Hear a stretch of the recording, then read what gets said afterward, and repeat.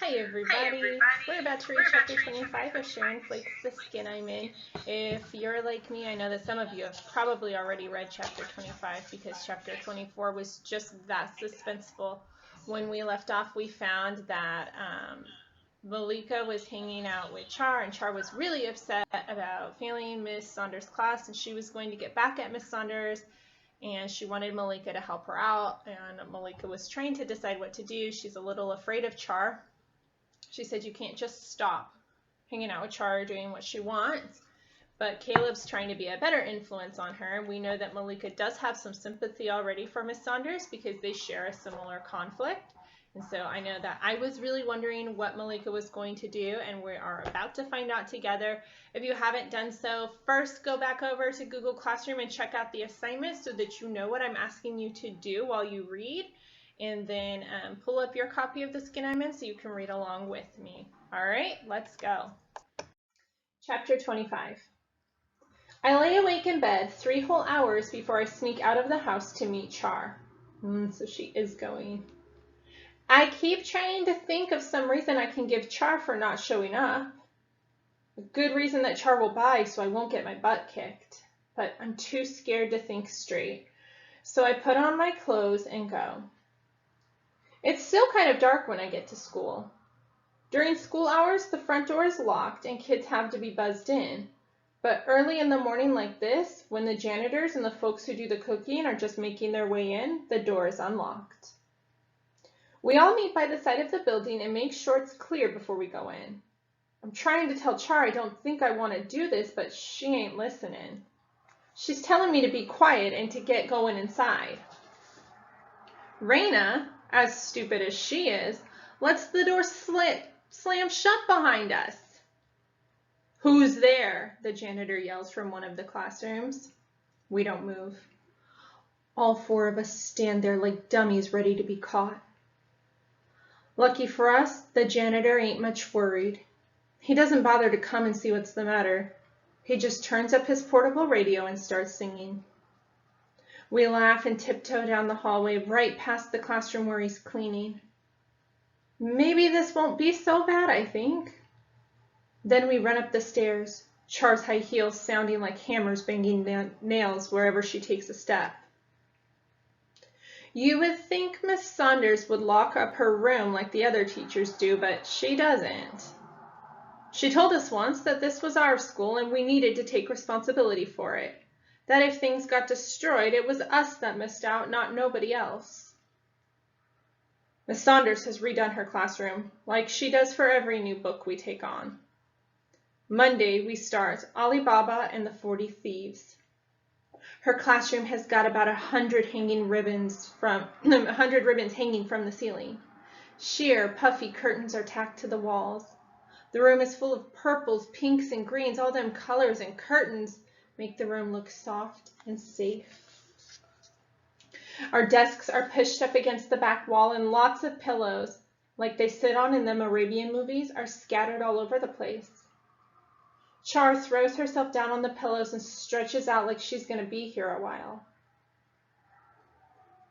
Maybe we should go, I say. Miss Saunders has just done the room over. She's going to kill us for messing it up.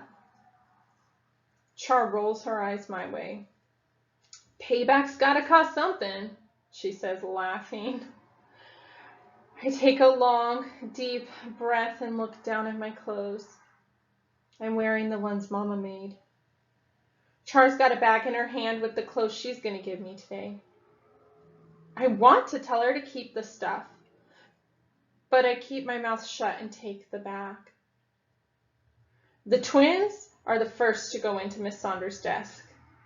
Raisy grabs a bottle of glue and swirls a design on a red velvet pillow.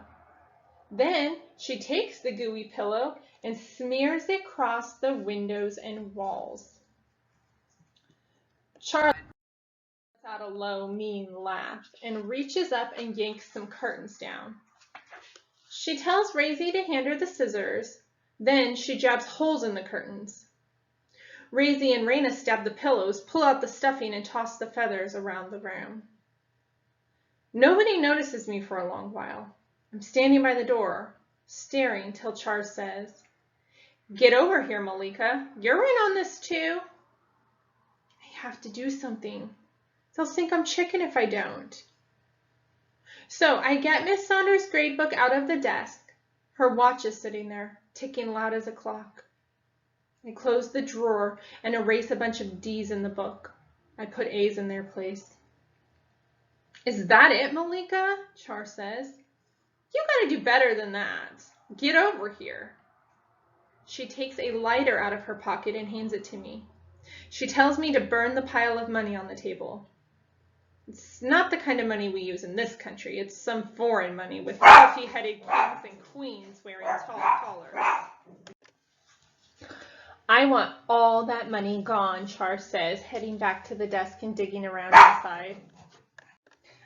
I don't move. I stand real still. You hear me talking? Char asks. She digs around in the desk drawer, shoves something in her pocket, and dumps the drawer on the floor. This ain't right, I whisper.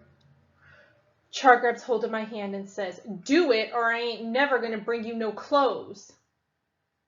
I shake my head. No. You protecting Miss Saunders? Char wants to know. You protecting that hussy? Why? She don't like you neither. All the time making a fool out of you in class. You stupid girl. Do like I say or I'll do something to mess you up. I don't say nothing. Even though Miss Saunders and I didn't hit it off right away, she is still a teacher, I tell Char. She still runs the show. Char grabs hold of my shoulder blade and squeezes till my knees get weak. Like I said, I will jack you up, girl. Do you hear me? While Char's pinching my shoulder, she takes her baby finger and sticks it up her nose like a plug in a sink. She blows hard, sending a bunch of snot splattering all over the money. Do what I say or I'm going to do worse yet, she says, flicking her lighter's flame close to my head. I stare Char in the eyes. Mama always says you can tell a person by their eyes. Char's eyes don't have no life to them. They're cold and hard like flat, black, skipping rocks you find at the bottom of a creek. I shake my head. No, I ain't doing it, I say softly. But Char squeezes my shoulder so hard I hear my bones creak. I grab the lighter with my other hand and set the money on fire. The kings and queens curl up, turn black, and disappear. There's nothing but ashes on the table. Char lets me loose and heads over to the twins. I'm crying in the corner, wishing I could undo this whole school year, wishing I could go back to being who I was, not somebody's fool. I'm rubbing my arm when I hear something popping and sizzling. It's the curtains on the wall. They're on fire. Girl, you in trouble now, Char says to me, her eyes wide. Shh, Raisy says, peeking out the door. Somebody's out there. It's the janitor.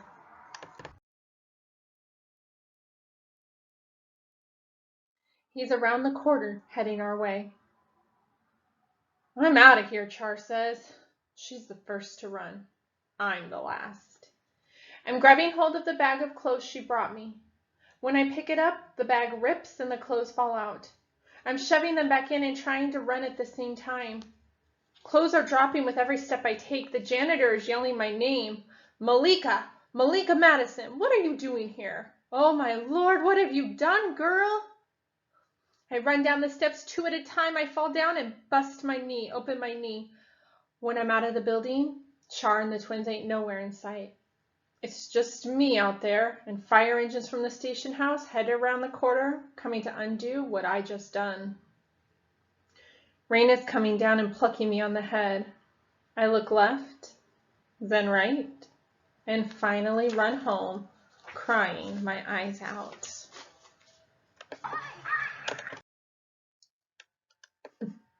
Okay, we're actually at the climax. That's what where we're at, which is, if you remember, very similar to well, to the Outsiders, because they've got that fire which signals the start of the climax for them too. But this is a very different situation. So It all goes back to this conflict, Malika and her low self-esteem and people teasing her. And that conflict caused her to really latch onto Char, because Char is kind of popular and has a lot of influence and gave her different clothes to wear. Whoops, the rising action first. Throughout the rising action, Malika wants to change her situation and she wants to be stronger, not just have better clothes, not better on the outside, but also on the inside. And she kind of struggles through this idea of like what relationships to attach herself to and what choices to make in order to improve her problem. In the end, she does stick with Char, which causes this climax, which is that she accidentally burnt down Miss Saunders' classroom. It's a pretty big deal, and just like we would probably expect from Char, Char did not stand by her, but ran away and is going to let Malika now take the fall for this whole situation. So when you're at the climax, the questions that you're asking yourself are what events have led up to this, which I just kind of detailed for you, the whole idea of the conflict and the rising action.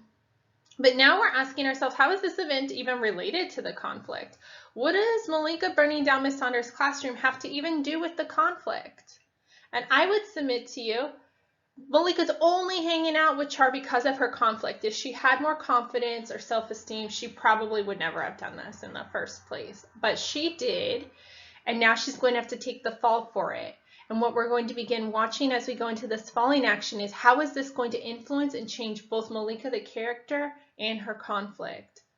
Okay, so real quick before I let you go, the first question that I asked you about in Google Classroom is about whether, in your own opinion, does Malika show any strength or courage in not only this chapter, but in 26 and 27?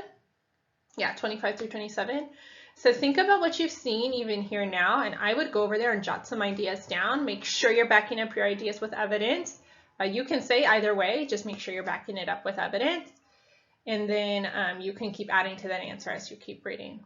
All right, so I can't wait to see you back here for 27 and 28, and 26. I don't want to forget that one, but that's all for now. So thanks for stopping by.